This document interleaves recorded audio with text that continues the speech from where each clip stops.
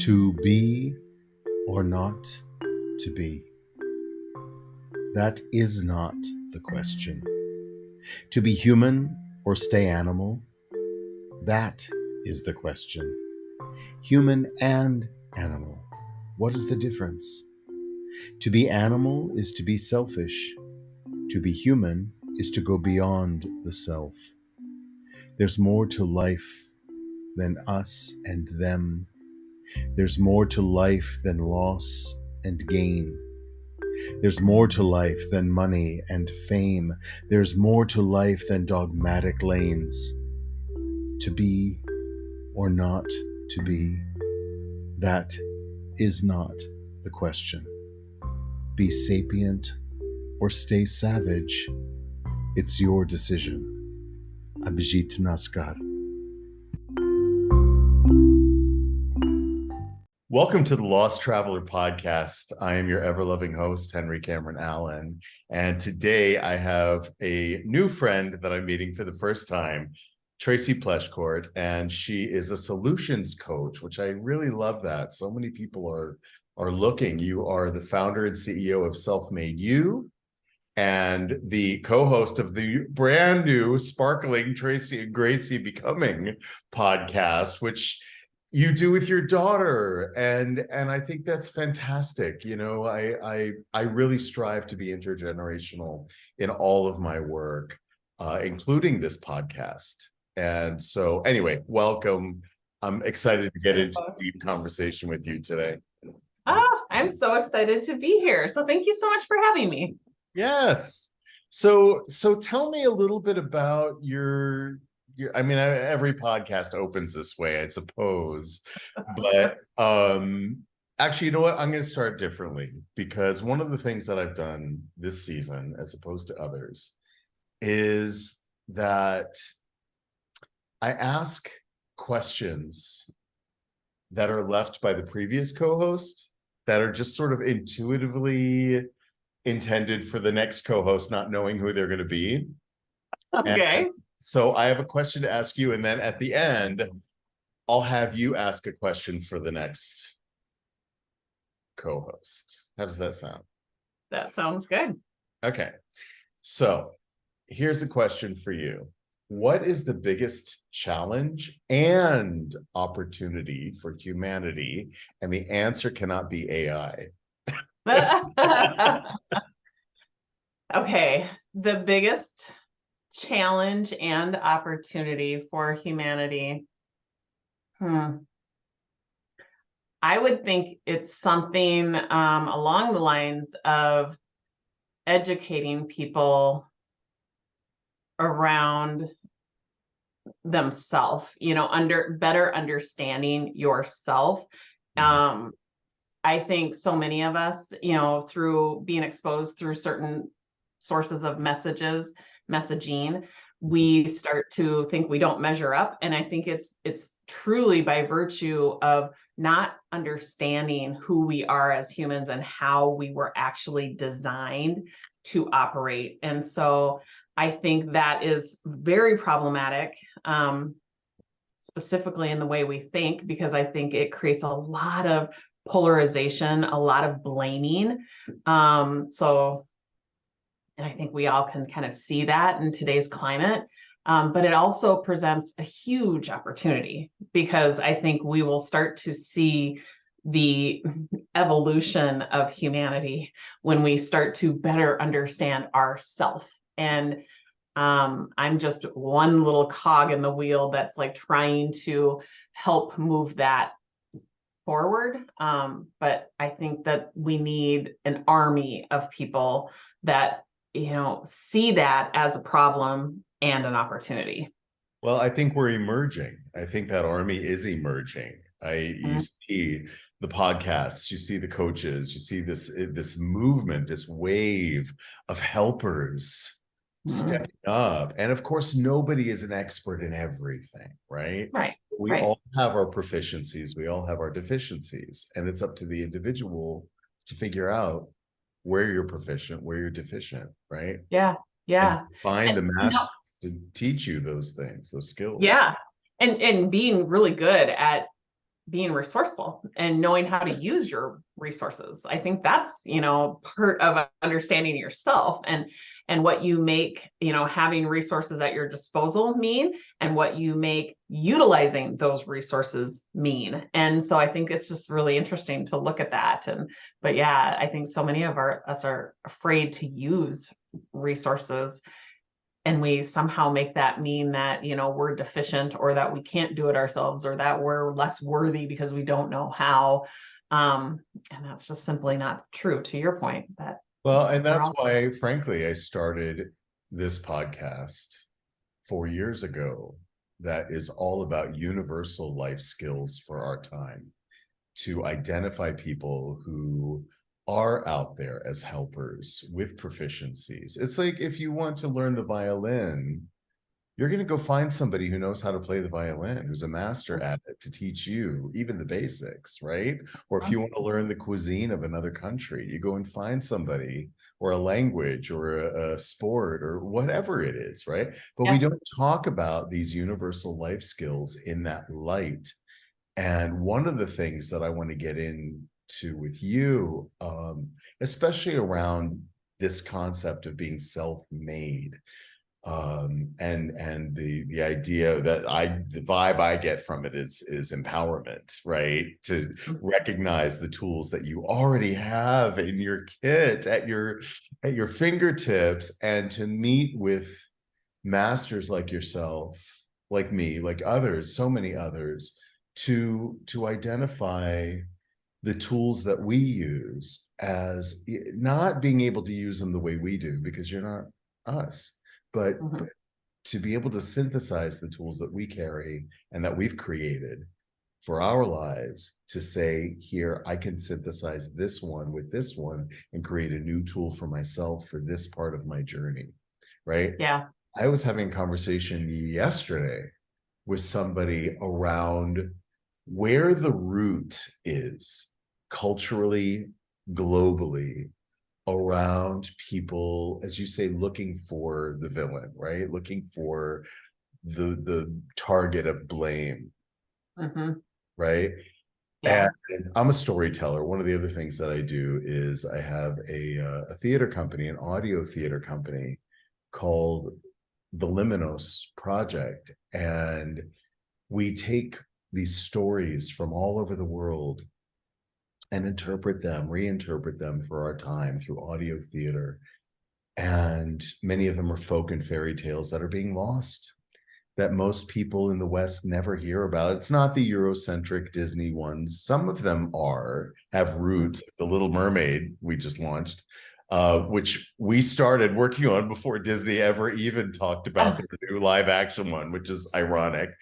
Yeah. But it stays faithful to the original story, and isn't Well, maudlin like so many of the retellings that we see now.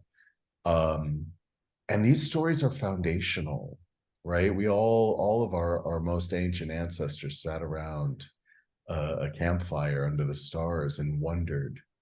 And yet what these stories have become, in my experience, has been a way to sort of impart that message that there's always a villain. There's always a dark side. It's the battle between good and evil. It's very binary in that sense. It's like it's either good or it's evil. Very little in between. And it teaches us to look for that shadow. But the shadow is just a symptom. The shadow is not the force. The shadow is not the energy that has any, right? You put a physical object in a light, you cast a shadow, the shadow doesn't emit anything. It's not dimensional. It doesn't have an effect on anything. It doesn't emit cold or heat or anything. But the light does. And we have a symbiotic relationship. We wouldn't be here without that sunshine, right?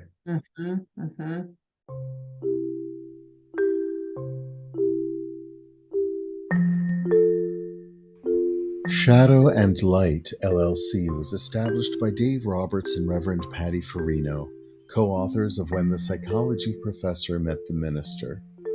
Their mission is to empower individuals to transcend life's challenges by integrating spiritual practices with psychology to achieve peace. They are available for individualized spiritual counseling, virtual or in person book club meetings, or presentations and workshops to universities, organizations, and other interested groups. For further information, visit psychologyprofessorandminister.com. So where do you see in your journey through life to where you've come, where have you seen the roots emerge, and how do we make some Yeah. adjustments? Yeah. Well, the root to all the blaming and the polarizing that's going on right now, I think it absolutely stems with fear. Yeah. So I think that we have, that part of our brain that I like to call our primitive brain. I just Mhm. think of the brain as this 3 pound organ that exists between your ears, that if it was cut straight down the middle, you'd have the left hand side that's, really purposed with keeping you alive. And so it does things like, habitually has you breathing and keeps your heart beating. You don't have to actually think about it. Right. And because its objective is survival, it is very dramatic and fear-based in its thoughts that it offers, Right. because it really wants to keep you alive. So the thoughts are dramatic, like you better eat that right now before somebody else does or somebody takes it away from you. And you can see where in a primitive state that would be really helpful. Like the bush over there, the leaves are shaking, there might be a tiger behind there, and I better run right now. Yeah. Like, but we're not in a dangerous or primitive state any longer, yet our brain, that part of our brain hasn't really caught up. So it stays in this kind of primitive fear-based place. The other part of our brain, I like to call our prodigy brain. It's the more extraordinary part of your brain. Hmm. Doctors, scientists call it your prefrontal cortex. Right. But that part of your brain has the ability to respond versus react. It can actually watch those fear-based thoughts, and it can help you intercept before those fear-based thoughts kind of unfold into results that you don't like. But to answer your question, that part of our brain that by design is meant to keep us safe, if we react to those dramatic, often untrue thoughts, we then find ourselves living out experiences that we don't like, which would cause us to maybe, in a knee jerk reactive sort of way, cast blame. So it all is very rooted in fear. Right. We have that judgmental saboteur narrative. It's probably the most universal. We're either judging ourselves, we're judging others, or we're judging circumstances. Yep. I would say the hypervigilant narrative is very profound. A lot of people resonate with that narrative, that it has you feeling this continuous intense anxiety about all of the dangers and what could go wrong. It's vigilance that actually never rests. And Right. so that has you out there constantly looking for the dangers. So of course you're never going to see safety or enjoyment or relaxation or satisfaction, because you're only out there searching for the dangers. And these narratives are very, normal. Every human has them. And what I like to teach people is just to be aware of them so that you recognize them when they show up. You either are recognizing the thought. I find it far more easy to recognize the feeling that they create, like the fear, the panic, because that's my cue to kind of operate from the prodigy part of my brain and really question that dramatic thinking that's going on. And knowing that those saboteur narratives that I most often listen to, they're actually stemming from my inner strengths. Like they're strengths that have been overused and abused. So that person that often hears those hyper vigilant narratives, something bad is about to happen, even when there is you're in a safe situation, or if I make one mistake, it's going to lead to a chain of disastrous events. Those people that recognize themselves as having those thoughts, they're actually very sensitive people. They're always aware of true risks. They are kind of the guardian of their family, of their community, of institutions. They're very loyal, they're very reliable and dependable, hardworking people.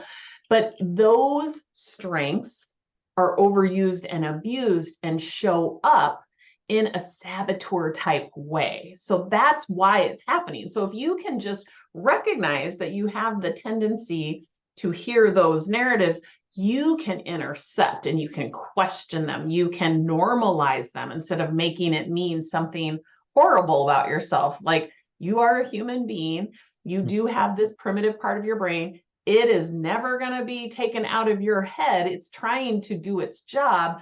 Your job is to recognize when those dramatic thoughts start to happen and not react. Instead, respond. Respond by So questioning it.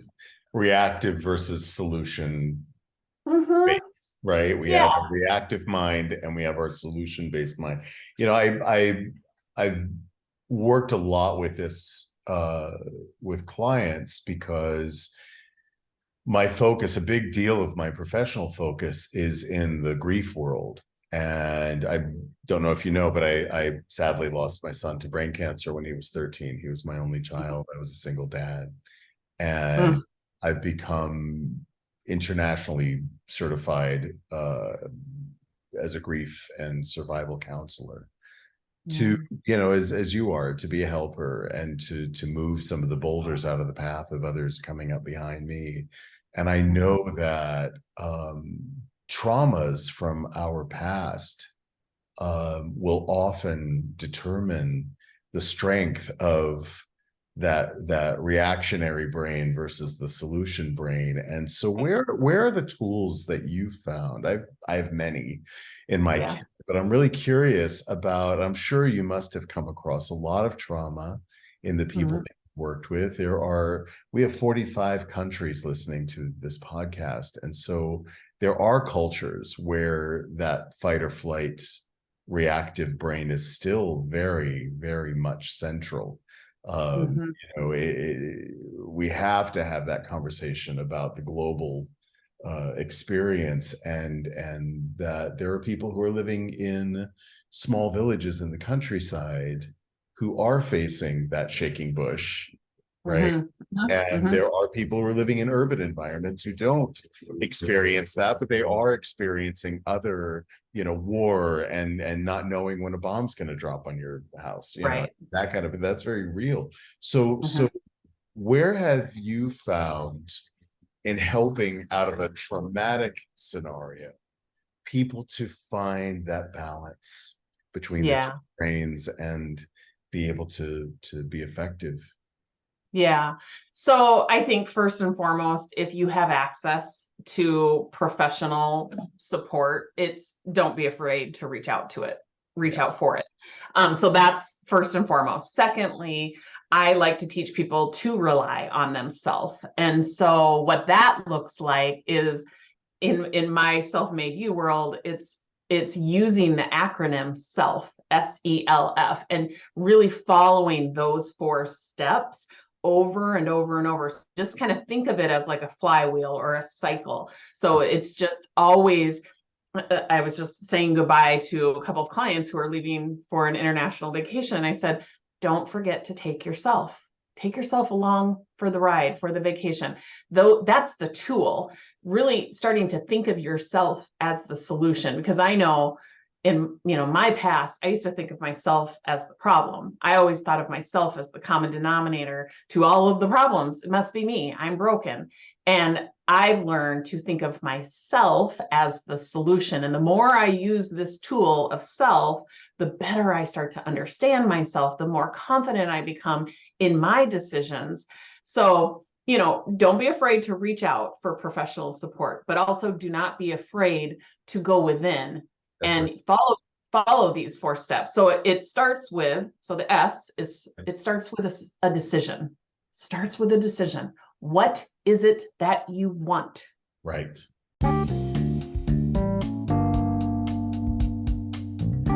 Are you tired of feeling run down? Do you wish there was a natural, non-invasive, drug-free way to improve your overall health and well-being? If so, then let me introduce you to the Super Patch Company. Super Patches are a range of small neurotech patches that can help with a variety of issues, including sleep, immunity, pain mitigation, athletic performance, focus, anxiety, and stress. They're safe for everyone to use, and they're backed by a 30-day money-back guarantee. So what are you waiting for? Order your Super Patches today. Now available in the EU, UK, Turkey, Canada, and the US. If you're ready to take control of your health, you can find out more online at dianedinkmeyer.superpatch.com. Super Patches. There's a patch for that. Okay, that's a question. So this is a two-part step, because it's so important that you answer the question.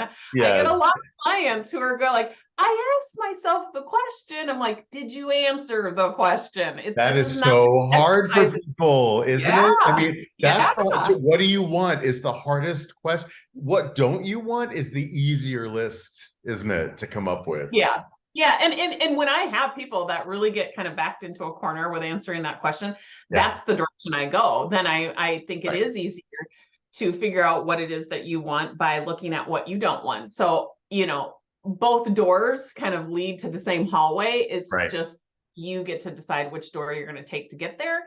So yeah, what do you want or what don't you want? It's a really important decision to make. And then I like to find out, where are you currently in relation to where it is that you want to be? And I want to know how you're thinking and feeling about that, because that tells me what types of actions or inactions and self-talk is going on. The way you're thinking and feeling about where you're currently at in relation to where you want to be has everything to do with why you are where you are. And so I want to bring that forward. I want my clients, I want the world actually to understand that. We spend so much time trying to solve the wrong problem. We spend our lives trying to solve circumstances that are absolutely outside of our control. I want to teach people to solve the problem of their thinking, how they think about the circumstance. So we decide, step one, start with a decision. Where is it that you want to be? Step two, the E, eliminate the self-sabotage.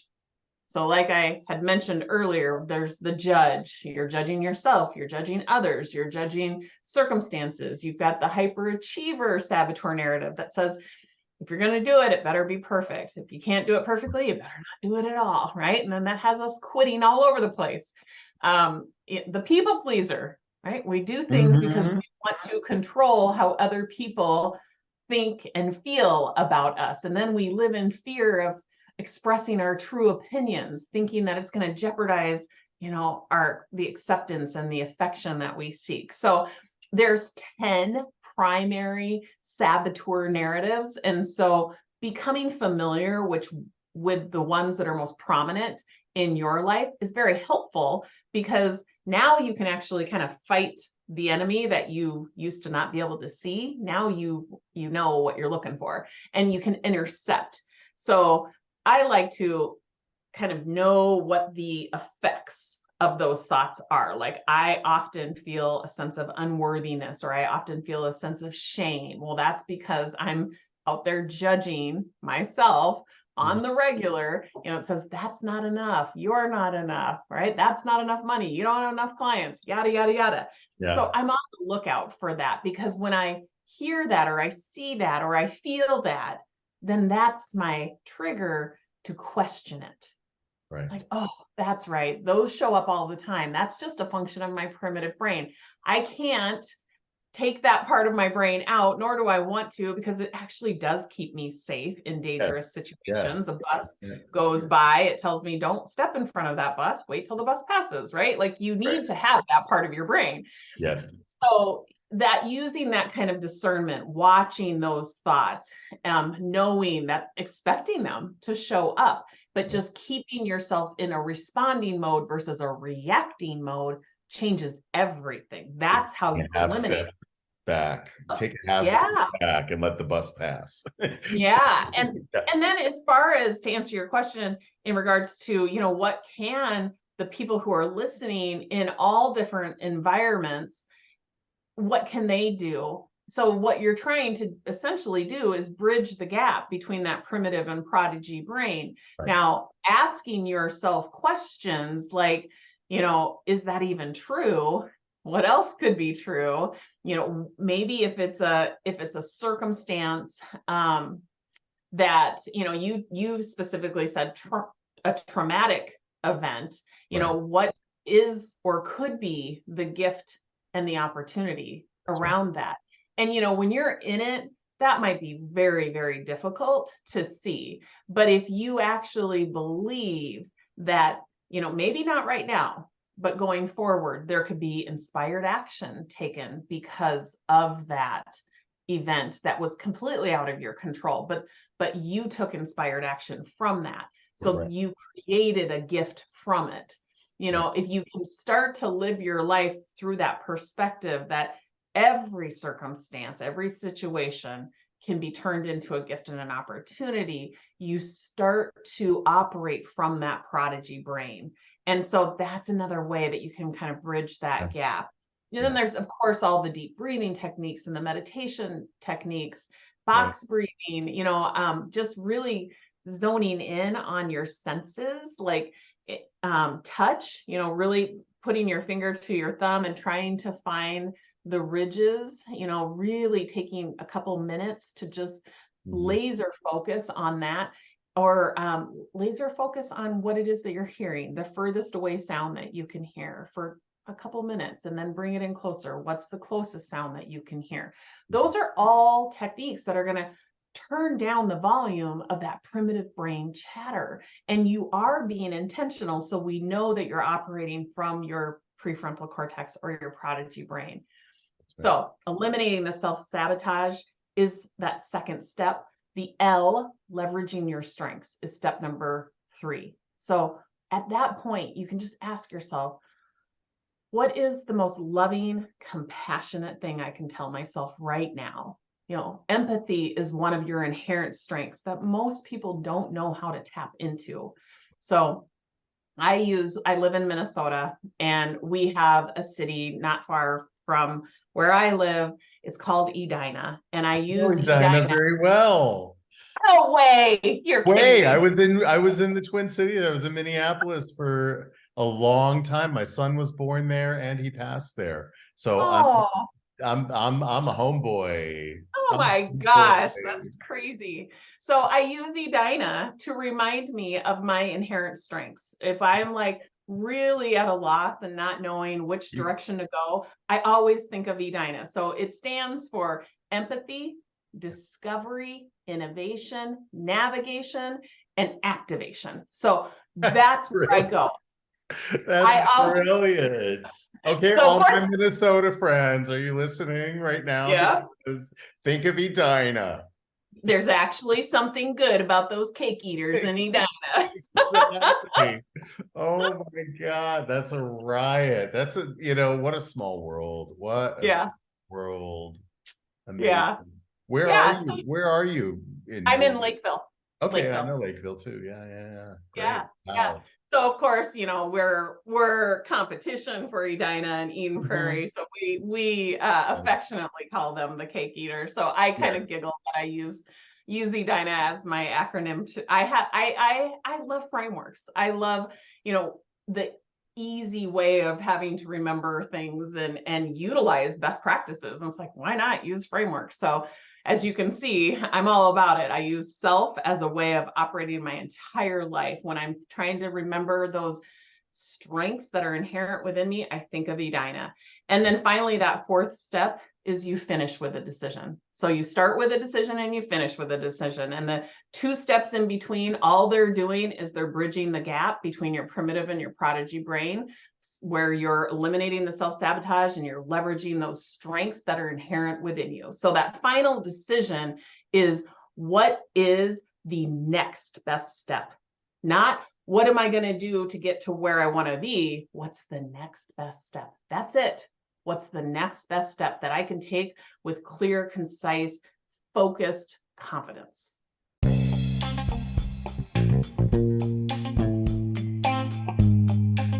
A guy wire is a tensioned cable that is designed to enhance the stability of a freestanding structure.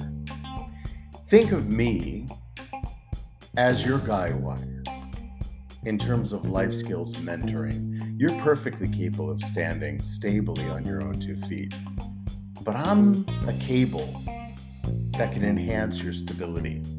I'm available for individual or couples counseling, life skills mentorship, child loss grief support, LGBTQ plus support. I can also officiate weddings, end-of-life ceremonies, baby namings, invocations, or whatever guidance you may need.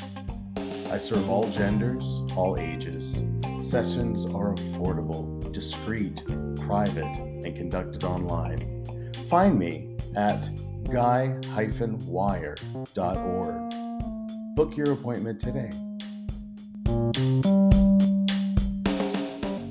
You have to start, but it starts with the self. There's a gift that we have as human beings, and that is our consciousness. That is our imagination. And if you start there, and as you say, imagining who you want to be, what the outcome is that you want to that particular situation. You were asking me earlier about my charities, and one of them it's called the Lost Travelers Club, that this podcast is a funding source for through sponsorship and donations. And our tagline is surviving parents getting there together. So it's really about building community. It's about channeling grief into goodness. It's about actively doing what you're talking about, making your grief active. And you have to imagine what kind of griever you want to be. And part of the picture of the Lost Travelers Club are these circles that are forming. One is a fellowship of fathers. Men's grief is almost completely unaddressed globally. And so we started a podcast. It's a visual podcast on YouTube, and it's called the LTC Peregrine Dadcast. And it focuses on men's grief. And the one I launched just yesterday is about finding the gifts in the grief.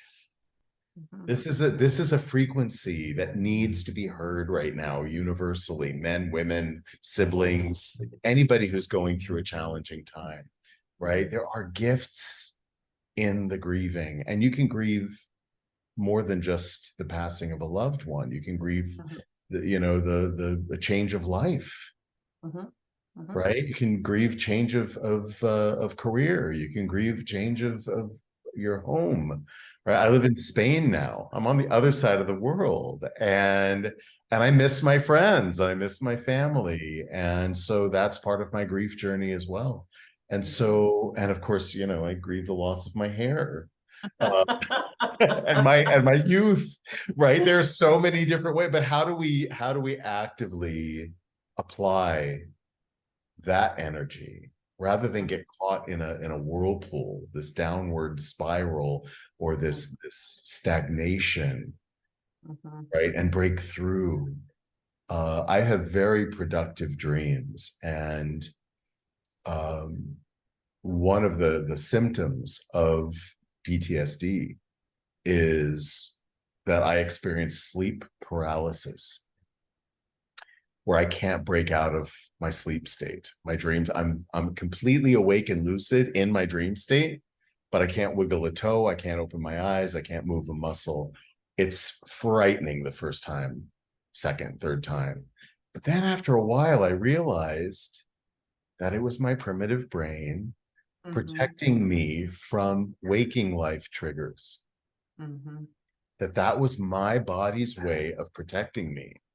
And I became grateful because what happened was that my prodigy brain was free of the shackle of the waking world. And all this wonderful wisdom comes through. Creativity flows and solutions present themselves that cannot manifest in the waking. There's not one scientist on the planet today or at any time who can tell you that your dream state is any less real than your waking state. I think they're both real in their way, and a lot of wonderful solutions. And as you say, the prodigy brain is free to create in the dream state that then you can bring into your waking state, and it tempers that fight or flight. I've been studying a lot about the polyvagal theory, Mhm. which is a relatively new understanding of our nervous system, our automatic nervous system, that is everything from our blinking to our heartbeat, all those things we don't have to think about. As you were talking about, I was Right. thinking about, this is Yeah. polyvagal theory. Yeah. Yeah. But the one system in our vagal or vagus system that we can control, it's all connected, but the only one that really we can control is our breath. And I'm so glad that you talked about that, because when you are focused on your breathing, it will affect every other aspect of your nervous system. It'll slow your heart rate and your blood pressure. It'll bring you to a state of balance and calmness so that your prodigy brain is freer to find solutions. So thank you for bringing that up, because I think it's a very important conversation to have in our time. People don't know. That's why it's a Lost Traveler podcast, because we're all lost traveler. Nobody knows what's going to happen tomorrow, and that's a little stressful, isn't it? Right. Yeah. We're all out there just trying to find our own way. Yeah. And recognizing that, when you are operating unintentionally from your primitive brain and you're feeling that fear, there's of course levels of intensity, but it is a sign that your nervous system is dysregulated. And so there are very simple techniques that you can do just to simply regulate your nervous system. And breathing is one of the easiest, because you don't even have to excuse yourself, right? You don't have to, if you're going to go meditate, you probably need to go find a quiet space and carve out 20 minutes. But with deep breathing, you can do that, even while you're having a conversation with somebody. It just takes intention. And so, but the awareness of why you're even doing that has to happen first. And so the recognition of, my nervous system is dysregulated. I need to calm that down. And that really kind of separates you from the experience that you're having, which often calms down the blaming and that negative self-talk that starts to happen. It's like, no, I'm not broken. I'm not unworthy because I'm feeling this pain or this fear. This is simply a result or the effect of a dysregulated nervous system. And my primitive brain is offering me thoughts just to keep me safe. That's all that's happening right here. Sponsorship and listener support of the Lost Traveler podcast benefits the Lost Travelers Club, a volunteer-operated charitable foundation under United Charitable, a 501c3 public charity. Peregrine is the proper noun we now use to describe a parent who endures the loss of their beloved child, forever carrying their memory and embarking on a lifelong journey of grief, resilience, and hope. The Lost Travelers Club provides programs, resources, and empowerment opportunities for peregrines globally who are navigating their grief journey. Parents of child loss, getting there together. You can support this important work by becoming a sponsor of this podcast or visiting www.losttravelers.club for more information or to make a donation. Thanks for listening and for your continued support. But here's the sad thing. Nobody was taught that in school. Like, I try to remember back to my formal education, and I do not remember any sort of curriculum around the neuroscience of my brain and how those thoughts, those unintentional and intentional thoughts, drive feelings that have me behaving, creating my results. That was never, ever explained to me. So now we have kids graduating from high school and college and going out into that big bad world, and they don't know how to overcome challenges and achieve goals on their own. They think That's right. that the solution exists outside of themselves. And it's like, so where's the curriculum that teaches you how to rely on yourself? And so It's right here. It's right. Yeah. It's you, it's me. That's why these universal life skills are so important to talk about, because the parenting generation, and I say parenting generation, not just actual parents, because those of us that are of an age who could have children but don't, or by choice or whatever reason, we are still the generation that children look up to for how to be in the world, whether or not we have ourselves. But parents, even, parents with children, we are almost exclusively charged with the task of educating our children in universal life skills. Right. You're right. In most schools, they're not taught. In most universities, they're not taught. Most parents are way deficient in the very skills they are charged with teaching their children, right? Yeah. So where are they getting it? I interview a lot of young people, a lot of adolescents, late teens, early 20s, and I say, where do you get your life skills education? 99.8% do not say from my parents, nor do they say from school. They say, can you guess? Social media. Social media, baby. Social media, TikTok, YouTube. If I want to know something about something, I go and look it up on YouTube or TikTok. There's a video for that, right? And I'm not saying that that's all bad, but where are the skills to sort out truth from fiction or sensationalism, or just like those trigger buttons, those words, that Yeah, the hype. the hype. I mean, how do you separate? And the irony of the lost traveler is that we're all going to arrive. We're not really lost, right? Yeah. To your point, we already have all the tools. The word education itself, you go back to the Latin root, educato. It doesn't mean to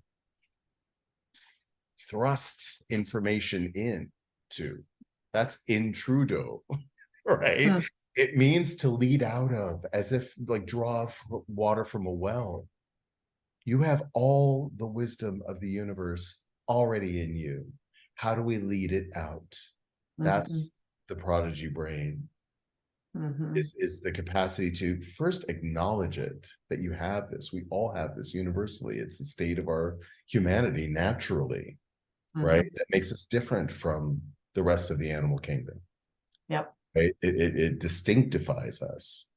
And so this is why this conversation is so important, because universal life skills, and when I say universal life skills, I'm talking about communication skills, emotional literacy, sexual literacy, environmental literacy, financial literacy.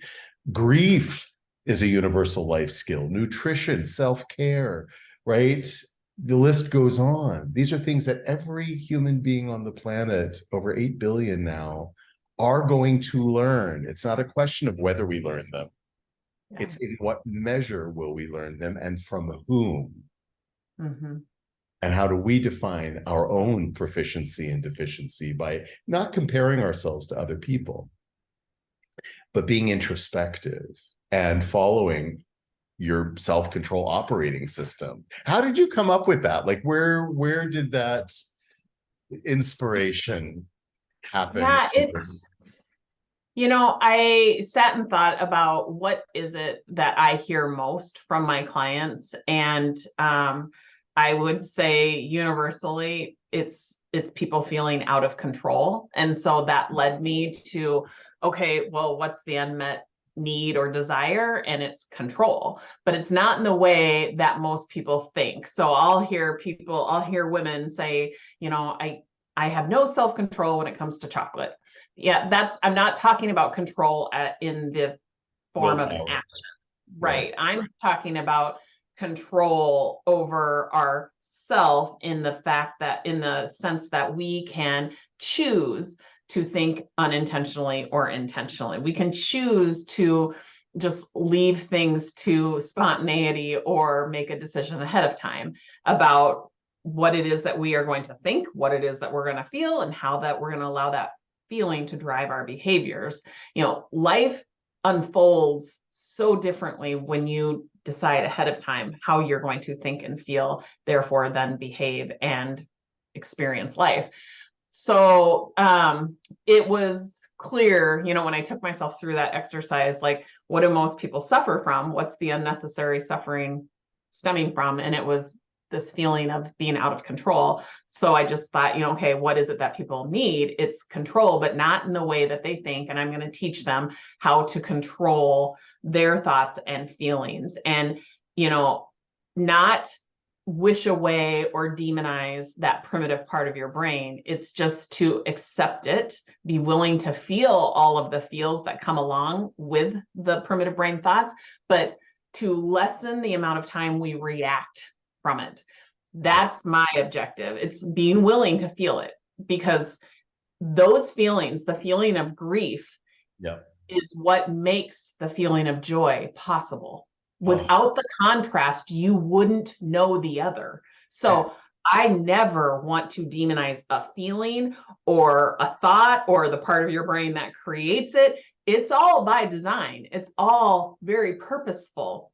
Right. But you always have a choice. I want to stress that, and I want people to live with intention. And so self-made, we're the school that teaches you how to become self-made. The definition of becoming self-made is taking responsibility for your unintentional and your intentional results and modeling that for others in a really, you can either model it or teach it in indirectly or directly. And so we check both boxes. We teach people how to live a life with intention and to be willing to feel it all, but not to make any of those feelings mean anything about you or your worthiness. You're born worthy. I talk about this all the time. And how many clients do we have who say, I'm depressed, I'm frustrated, I'm angry, I'm out of control,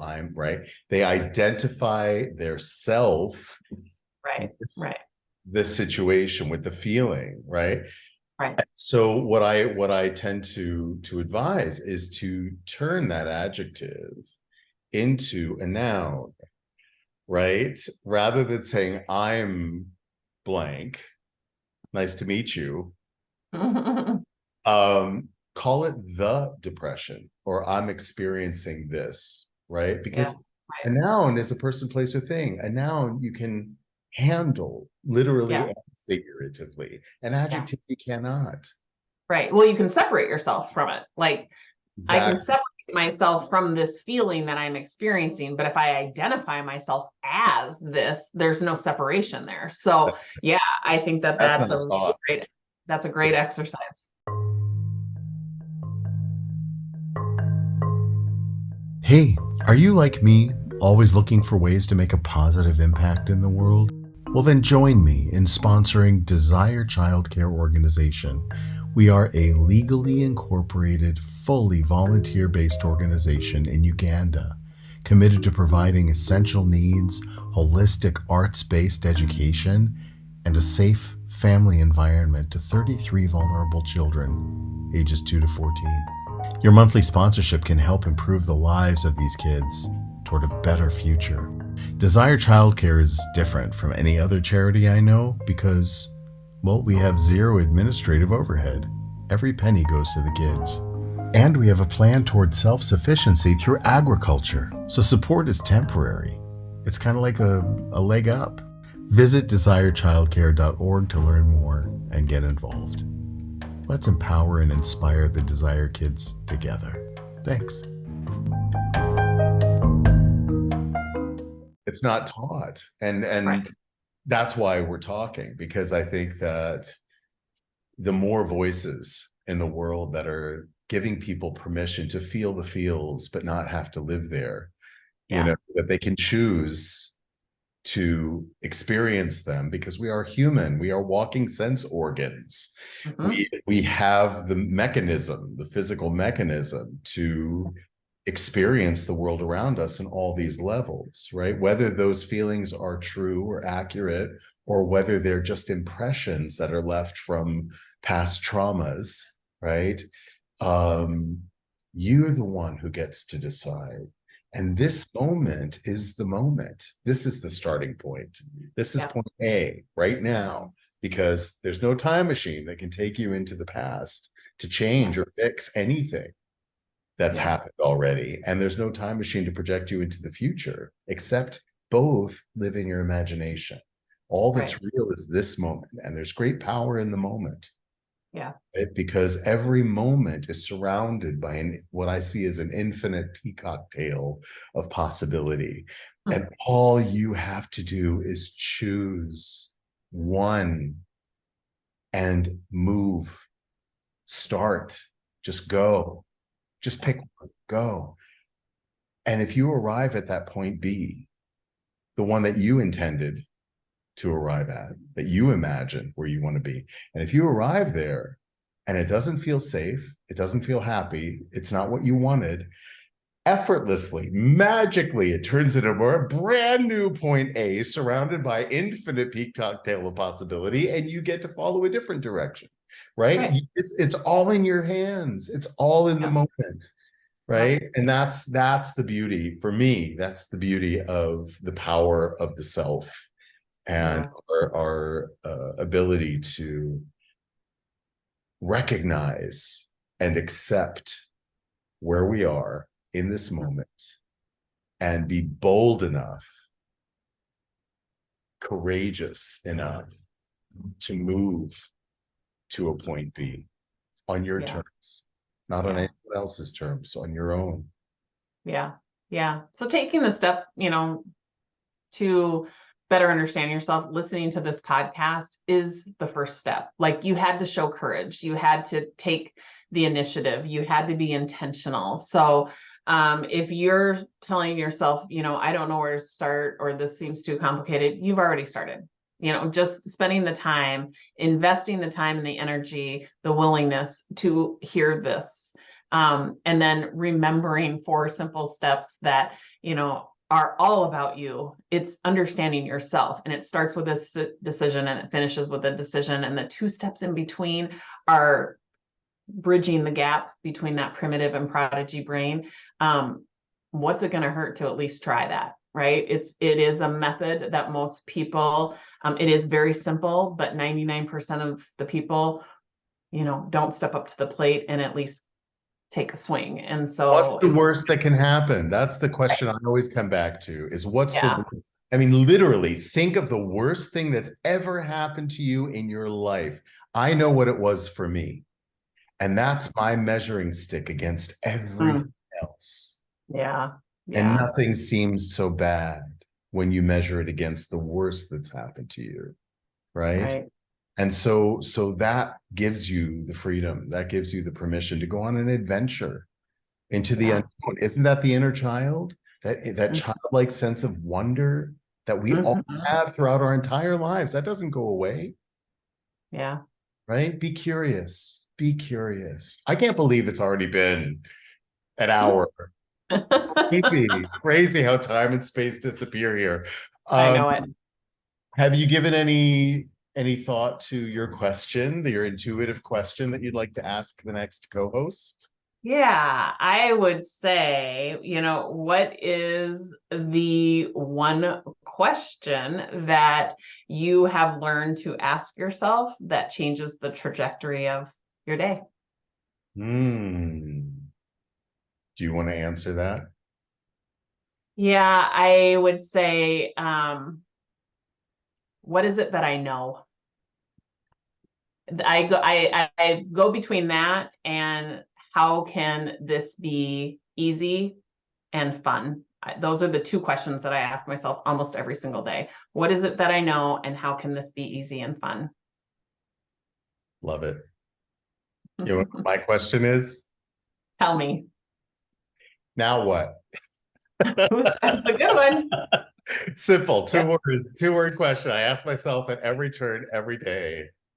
Now what? Right? That's Because awesome. it's all in the imagination. Yeah. Well, thank you so much for this wonderful conversation. I know it's going to help a lot of people, Tracy, and I hope we stay in touch. I think that, you know, this is great. I'm going to go and listen to the Tracy and Gracie Becoming podcast. Thank you. In the description, and any other things that you think would be helpful for listeners globally, I'll put a link as well. Yeah. We have all sorts of free resources. We do free coaching Friday, every single Friday.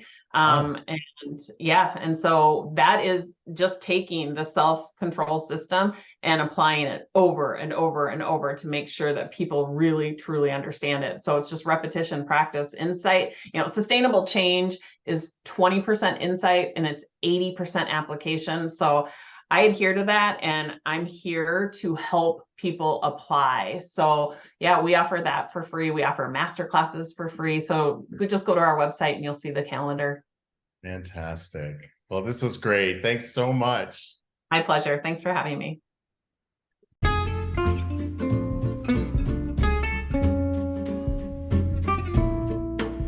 You've been listening to Season 4 of the Lost Traveler podcast with Henry Cameron Allen.